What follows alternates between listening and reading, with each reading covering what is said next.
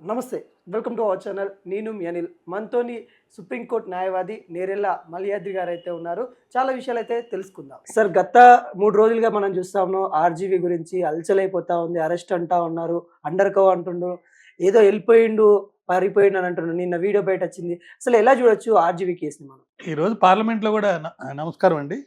ఈరోజు పార్లమెంట్లో కూడా ఈ డిజిటల్ మీడియా మీద ఒక ఎంపీ గారు అడిగిన ప్రశ్నకి మేము తగు చర్యలు తీసుకుంటామని చెప్పేసి పార్లమెంట్లో కూడా హామీ ఇచ్చారు. హ్మ్. ఇది కేవలం ఒక ప్రాంతంలో లేదా ఆంధ్రప్రదేశ్‌లోనో లేకపోతే తెలంగాణలోనో ఒక ఆర్‌జీవీకి సంబంధించిన ఇష్యూయే కాదు.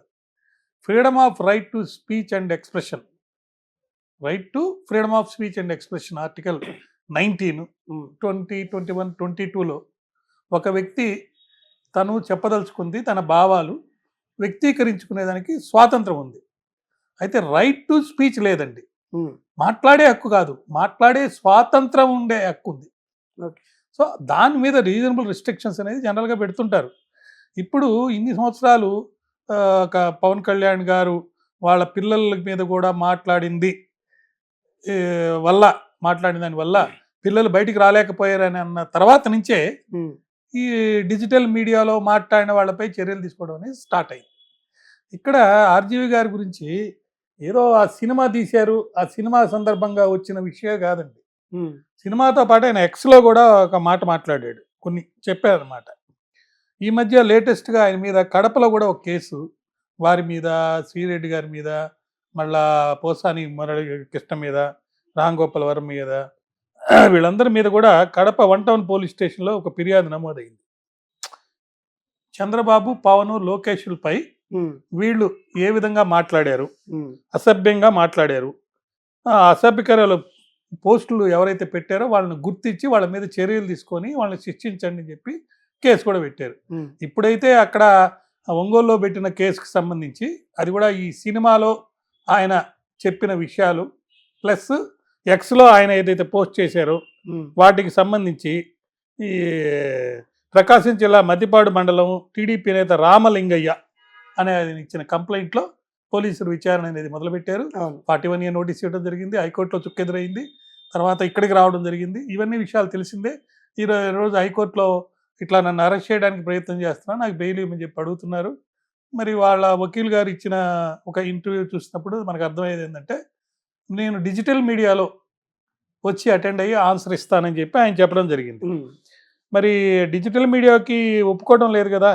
హ్మ్. మరి ఇప్పుడు కొత్తగా వచ్చిన చట్టాల్లో డిజిటల్ మీడియాలో వచ్చినటువంటి విషయాలన్నీ కూడా ఎవిడెన్స్ కిందే పరిగణిస్తున్నారు. హ్మ్. కానీ డిజిటల్ మీడియాలో నేను 41A నోటీస్‌కి ఆన్సర్ ఇస్తాను అనే దానికి సంబంధించి ముఖ్యంగా ఈ టెలిఫోన్ ట్యాపింగ్ కేసులో హ్మ్. అమెరికాలో ఉన్న ఒక సాక్షి ఆయన అవును. ఇంకా ముద్దాయిగా చిత్రీకరించబడలేదు. ఈ మధ్య ముద్దాయి చేశారని అన్నారు. హ్మ్. ఆయన ఇలా నేను చెప్తాను, నా ఆరోగ్యం బాగాలేదు ఉన్నానంటే కుదరదండి. హైకోర్టులో మరి ఇక్కడ పోలీస్ సిబిసిఐడి ఎవరో వాళ్ళు పిటిషన్ వేస్తే ఆయన రావాల్సిందే అని చెప్పారు. అవును. మరి ఈయన విషయంలో మరి డిజిటల్ మీడియాగా కింద పర్మిషన్ ఇస్తారా లేదనేది తెలియదు. కానీ బెయిల్ అప్లికేషన్ అయితే వేస్తున్నారు. ఈరోజు అది ఆర్గ్యుమెంట్స్‌కి వచ్చినట్టుగా వింటున్నాము. కానీ ఇక్కడ ఆ పర్టిక్యులర్ కేసులో అంతకుముందే గతంలో 41A నోటీస్ మీకు ఎంటైటిల్డ్ కాబట్టి ఇచ్చారు కాబట్టి 7 ఏళ్ల లోపే శిక్ష ఉంది కాబట్టి మీరెళ్లి అటెండ్ అయ్యని చెప్పి ఆల్రెడీ ఆర్డర్స్ అయితే వచ్చి రావడం జరిగింది.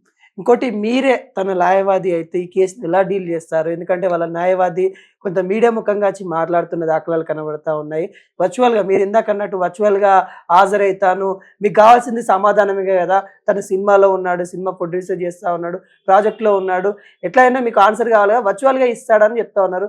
అది సరైన పద్ధతేనా? అసలు మీరు తన లాయర్ అయితే ఎలా తీస్తారు ఈ కేస్‌ని? ఇక్కడ 2, 3 విషయాలు ఉన్నాయండి. ఒకటి 41A నోటీస్ అనేది ఒక ఇన్వెస్టిగేటింగ్ ఆఫీసరు ముద్దాయిగా భావించే వ్యక్తికి ఇస్తారు. హ్మ్.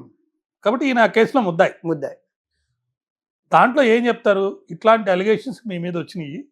దానికి సంబంధించి మీ దగ్గర ఉన్నటువంటి సాక్ష్యాలు తీసుకొని మీరు ఏవైతే ఎక్స్‌ప్లనేషన్ ఇవ్వదలుచుకున్నారో అది చెప్పండి వచ్చి అని చెప్పి ఇస్తారు. హ్మ్.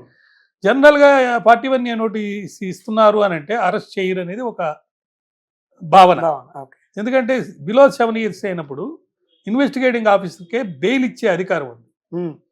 కానీ ఇక్కడ ఏమైంది రీజన్ రివెంజ్ కింద గతంలో ఈయన అప్పుడున్న ఆ ప్రభుత్వం అండ చూసుకొని తీసిన సినిమాలు కానీ, చెప్పిన మాటలు కానీ, లేకపోతే ఈయన యొక్క వ్యవహార శైలి కానీ, ఇవన్నీ మనసులో పెట్టుకొని ఇప్పుడున్న ప్రభుత్వం ఏమైనా ఈయన పోయి హాజరైతే అరెస్ట్ అవుతారేమో అనే ఒక భయం ఉంది. సో ఆ భయం వల్ల ఆయన అటెండ్ కాకపోవడం, లేకపోతే డిజిటల్లో నేను ఆన్సర్ చెప్తానంటాం, హైకోర్టులో పిటిషన్లు వేయటం, ఇవన్నీ జరుగుతుంది. అయితే మనకు గతంలో 437 అని చెప్పి ఒక సెక్షన్ ఉండేది, 438 అని ఒకటి ఉండేది. ఇప్పుడు బెయిలబుల్ 436 కింద రాదు. ఇది 437 కింద కానీ, 438 కింద కానీ, 439 కింద కానీ రావాలి. 437 ఆఫ్టర్ అరెస్ట్, అంటే ఒక వ్యక్తిని అరెస్ట్ చేసిన తర్వాత బెయిల్ తీసుకునేది. 438, 439 ఇవి చూసినప్పుడు మనకు అర్థమయ్యేది ఏంటంటే, ఎవరికైనా రీజనబుల్ అప్రిహెన్షన్ నన్ను అరెస్ట్ చేస్తారు అని ఉంటే అతను కోర్టుకు వెళ్తే ఆ కేసులో పెట్టిన సెక్షన్లలో డెత్ పెనాల్టీ కానీ, లైఫ్ ఇంప్రిజన్మెంట్ కానీ ఇటువంటి లేకుండా ఉండి ఇతని ఇన్వాల్వ్మెంట్, ఇతను నేరం చేశాడు అని భావించకపోతే అతనికి యాంటిసిపేటరీ బెయిల్ ఇవ్వచ్చు. ఇప్పుడు ఆయన హైకోర్టుకి వెళ్ళారు కాబట్టి 439 కింద దీన్ని పరిగణిస్తారు. అయితే ఇక్కడ ఏంటంటే వీళ్ళు ఇటు బెయిల్ అప్లికేషన్ వేసి నేను రానంటున్నారు. ఇప్పుడు నేరం సంగతి పక్కకు పోతే నాన్ కోఆపరేషన్ కింద వచ్చింది. ఒక ముద్దాయి ఇన్వెస్టిగేషన్ తోటి, పరిశోధకుడితోటి కోఆపరేట్ చేయాలి. అతని యొక్క నిర్దోషిత్వాన్ని కూడా రుజువు చేసుకోవాల్సిన బాధ్యత అతని మీద ఉంది. వాళ్ళ మీద ప్రూవ్ చేయాల్సిన, అంటే ఒక నేరాన్ని ప్రూవ్ చేయాల్సిన బాధ్యత పోలీస్ మీద ఎలా ఉందో, నేను నిర్దోషిని నేనేం అనలేదు అని ఈయన చెప్తున్నాడు. ఈయన ఏమంటున్నారు, నేను ఎవరిని ఉద్దేశించి ఎవరి గురించి అన్నానో వాళ్ళు కాదు కేసు పెట్టింది, వాళ్ళ మనోభావాలు దెబ్బతిన్నాయి అని చెప్పి వాళ్ళు కేసు పెట్టడం లేదు, వాళ్ళ అభిమానులు పెడుతున్నారు. ఇప్పుడు నా అభిమానులు కూడా మీరు అన్న మాటలకి వాళ్ళ మనోభావాలు దెబ్బతిన్నాయని చెప్పి పెడుతుంటే ఏడుస్తూ చెప్తే సరిపోద్దా అని చెప్పి ఆయన యాక్ట్ చేసి ఏడిచ్చి కూడా చూపించినట్టుగా మనం వీడియోలో చూస్తున్నాం. కాబట్టి ఒక రీజనబుల్ అప్రిహెన్షన్ ఈయన మైండ్లో వచ్చిందా లేదా, అతను అరెస్ట్ చేస్తారని. దీంట్లో అరెస్ట్ చేసి జైలుకు పంపించేంత శిక్ష కలిగినటువంటి సెక్షన్లు పెట్టలేదు కాబట్టి మరి ఆర్జీవి గారి యొక్క హృదయంలో అనుకోండి, మనసులో అనుకోండి, రీజనబుల్గా అప్రిహెన్షన్ అనేది ఉందా లేదా? ఖచ్చితంగా ఉంటుంది.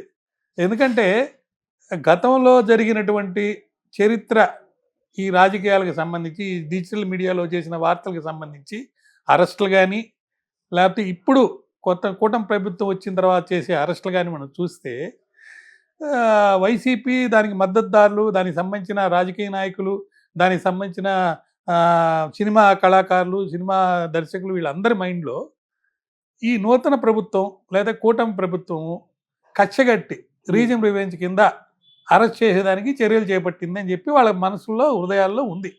కాబట్టి ఈయన మైండ్లో రీజనబుల్ అప్రిహెన్షన్ అనేది ఉంది, అరెస్ట్ చేస్తారని. దానికి తగ్గట్టుగా ఒంగోలు నుంచి పోలీసు కూడా వాళ్ళ ఇంటికి రావడం అవన్నీ మనం చూస్తున్నాం చిత్రాల్లో. కాబట్టి ఈ విషయాన్ని కోర్టులో ప్రాపర్గా ఎక్స్ప్లెయిన్ చేసి, ఇది పరిస్థితి, నేను వెళ్ళి హాజరవుతాను, కానీ నన్ను అరెస్ట్ చేయకుండా, నా హక్కులు భంగం కలగకుండా తీర్పు ఇవ్వండి అని చెప్పి అడిగే పరిస్థితి ఉంది. అలా అడిగారు, అంతవరకు బాగుంది. కానీ నేనేమంటానంటే, జనరల్గా ఇటువంటి కేసుల్లో మేము సుప్రీంకోర్టు అడ్వకేట్గా కానీ, లేకపోతే మాజీ న్యాయమూర్తిగా కానీ, నేను జనరల్గా ఎట్లా సజెస్ట్ చేస్తానంటే, మొత్తం యాంటిసిపేటరీ బెయిల్ ఇవ్వండి అని అంటే ఏ కోర్టు అయినా ఇవ్వకపోవచ్చు. అదే ఇంటరిమ్ బెయిల్. ఇంటరిమ్ బెయిల్ అంటే 3 days మీకు మిమ్మల్ని అరెస్ట్ చేయకుండా ఇస్తున్నాను అని ఒక ఇంటరిమ్ బెయిల్ అప్లికేషన్ వేసుకుని దాంట్లో ఆర్డర్స్ తీసుకొని, నా యొక్క బాధ్యత, నా యొక్క కోఆపరేషన్ నేను చూపిస్తాను, చూడండి నేను వెళ్తున్నాను, మీరు ఇచ్చారు కదా 3 days అరెస్ట్ చేయొద్దని, నేను వెళ్ళి ఇన్వెస్టిగేషన్ కోఆపరేట్ చేస్తానని చెప్పి ఒక టైము డేట్ ఇచ్చి, తన దగ్గర ఉన్నటువంటి సాక్ష్యాలు, తనకు సంబంధించిన వ్యూస్, తనకు సంబంధించినటువంటి వ్యక్తులు, డాక్యుమెంట్స్ ఇవన్నీ తీసుకొని వెళ్ళి సమర్పించి, నేను తప్పు చేయలేదని చెప్పేదానికి ఈయన ముందు కనుక వెళ్ళే పని అయితే అప్పుడు ఇంటరిమ్ బెయిల్ అప్లై చేసి 2-3 daysకి ముందు బెయిల్ తీసుకొని కోఆపరేట్ చేసి, తదనంతరం అయ్యా నేను కోఆపరేట్ చేశాను కాబట్టి నాకు రెగ్యులర్ బెయిల్ ఇవ్వండి అని చెప్పి కోర్టును అడిగే అవకాశం, హక్కు, మరి ఇచ్చే అవకాశం కూడా ఉంది. ఇంకోటి సార్, మనం ఏమంటున్నారంటే, ఇది ఎప్పుడో 1 year బ్యాక్ జరిగిన ఘటన, ఇప్పుడు తీసుకొచ్చి కేసు ఫైల్ చేస్తూ ఉన్నారు, ఇంత అలచల్ చేస్తూ ఉన్నారు, రాజకీయ కక్ష చూపిస్తూ ఉన్నారని చెప్తా ఉన్నారు. అందులో వాస్తవం ఏముంది, నిజంగా మరి అప్పుడు ఎందుకు కేసు ఫైల్ చేయాలని ప్రశ్నిస్తూ ఉన్నారు. దీంట్లో ఎంతవరకు చూడొచ్చు? ఇప్పుడు చట్టాలు, వాటి అమలు, న్యాయ వ్యవస్థ, తీర్పులు ఇవి ఒక భాగం అయితే, ఈ చట్టాలను తయారు చేసేటువంటి అసెంబ్లీ కానీ, అమలుపరిచేటువంటి కార్యనిర్వాహక వర్గం ఇంక్లూడింగ్ రెవెన్యూ, పోలీసు, ఇతర అధికారులు, అనధికారులు వీళ్ళందరూ కూడా ఎవరైతే ప్రభుత్వంలో ఉన్నారో వాళ్ళు చెప్పిన దానికి ఒప్పుకొని చేసేవాళ్ళు ఎక్కువ మంది ఉన్నారు. ఇప్పుడు ఒక ఐపీఎస్ ఆఫీసర్ కూడా గత ప్రభుత్వానికి సంబంధించి రఘురామకృష్ణ రాజు గారి మీద చేసిన దాంట్లో అరెస్ట్ కూడా అయ్యాడు, జయపాల్ గారు. మరి ప్రభుత్వంలో ఉన్న ఏ పార్టీ వాళ్ళైనా చెప్తే దానికి అనుకూలంగా మరి అవసరమైతే చట్టాన్ని ఉల్లంఘించి ముందుకు వెళ్ళే పరిస్థితులు ఉన్నాయి. ఈ రోజుల్లో మనం ఎక్కువ ఎక్స్పెక్ట్ చేసి ఈయన అరెస్ట్ చేయలేండి అని అంటే ఎట్లా?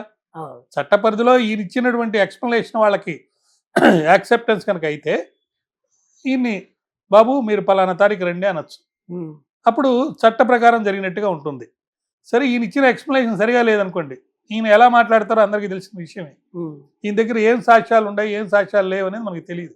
మరి సాక్ష్యాలు కనుక అతని దగ్గర లేకపోతే, అతను ఇచ్చిన ఎక్స్ప్లెనేషన్ సరిగా లేకపోతే, అతని కేసులో ఇన్వాల్వ్మెంట్ క్లారిటీ తోటి ముద్దాయిగా చేశాడు అని చెప్పి కనుక ఇన్వెస్టిగేషన్ ఆఫీసర్ కనుక భావిస్తే అతను అరెస్ట్ చేసి జైలుకు పంపించే అవకాశం, అధికారం, పరిస్థితి ఇవన్నీ కూడా ప్రస్తుతం ఉన్నాయి, ఈ కేసులో ఉన్నాయి. ఓకే సార్, ఫైనల్గా ఆర్జీవి గారి కేసు ఎలా ముగిస్తుందని అనుకుంటా ఉన్నారు? ఏ కేసు అయినా కోర్టు తీర్పుతో ముగిస్తుంది. కోర్టు తీర్పు ఇప్పుడు